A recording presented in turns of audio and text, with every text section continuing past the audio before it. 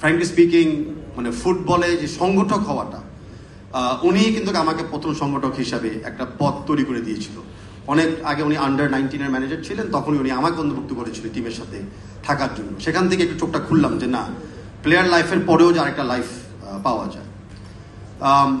আমাদের নকিব ভাই তো আছেনই, আবারও আমাদের সুনামধন্য খেলোয়াড়, আর সাথে আপনারা যে স্পোর্টস জার্নালিস্ট অনেকে আছেন সুনামধন্য, বিশেষ করে আমাদের অন্য স্পোর্টসে সুইমিংয়ে তানিয়াও আছে সামনে।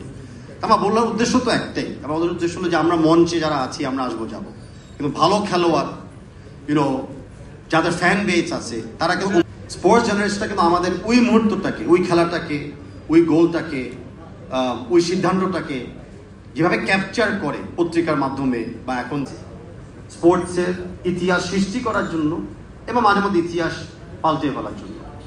তাই আরেকটা কারণ ছিল যে আজকে আমি যে সময়টা দিয়েছিলাম সেই সময়তে আমি উপস্থিত হয়েছিলাম আপনাদের প্রতি সম্মানটা রাখার জন্য, আর আপনাদেরকে জানানোর জন্য যে আপনাদের প্রতি কতটুকু আমাদের মায়া, ভালোবাসা, রেসপেক্ট এবং অ্যাডমিরেশন আছে দিয়েছে।